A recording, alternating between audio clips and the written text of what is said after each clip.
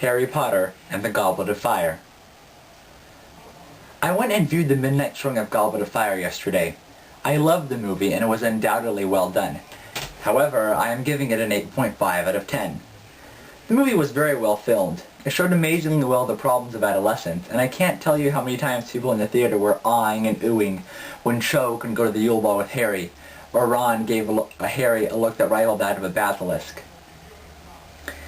The special effects were not especially spectacular, but they were very, very cool.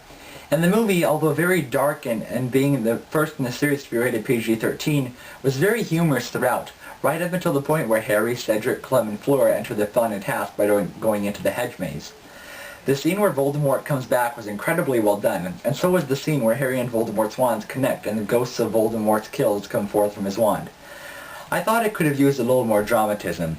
When Harry brings back Cedric with a Triwizard Cup portkey and he yells at everyone that Voldemort's back, amidst the cries of anguish over Cedric's death, the movie seemed to lack a little bit of the importance about how horrible Voldemort coming back was.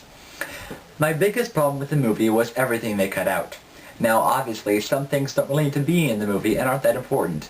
The thing that they cut out that annoyed me the most, however, was the Quidditch Cup. They showed the very beginning of it, and then once the snitch was released by Cornelius Fudge, the movie cut straight to the Weasleys celebrating over the Irish's victory. This means that, for the first time in the franchise, there's no actual Quidditch playing in the movie. Undoubtedly the biggest disappointment in the movie. They also cut out the entire subplot about Hermione's quest to free the house elves that made the food for Hogwarts. In the movie, Harry only makes one trip into the Pensieve, whereas in the book he makes several. Also, in the book, when Harry wins his million galleons from winning the Triwizard Tournament and gives it to Fred and George to open their joke shop, well, that's not in the movie either. Hopefully they'll mention it in number 5. If I went exclusively by how much they cut, I would give this movie a 4.5 out of 10. However, it is a movie, and as a movie, it must be judged not by how much it cut from the book, but by its worth as a movie. Harry Potter and the Goblet of Fire is a spectacular movie in its own right, however, and as a fan of the books, I must dock it a little bit for being as unfaithful as it was. Another reason I docked it points was because for someone who hasn't read the books, the movie might be a little confusing. The entire scene where Harry finds out Mad-Eye Moody is actually Barty Crouch is glossed over in a few minutes, entirely skipping the intricacy that the book shows us quite clearly. In the book, we are slammed with the realization that Mad-Eye is Barty, probably one of the best endings to the Harry Potter books because of its sheer Sherlock Holmes Sixth Sense type feel. In the movie, it could be potentially confusing to someone who hasn't read the books. Another problem I have with the movie is that it is even shorter than the first movie, which doesn't really make sense, as the book is 4 times as long as the first one. Why are the filmmakers afraid to make a longer movie?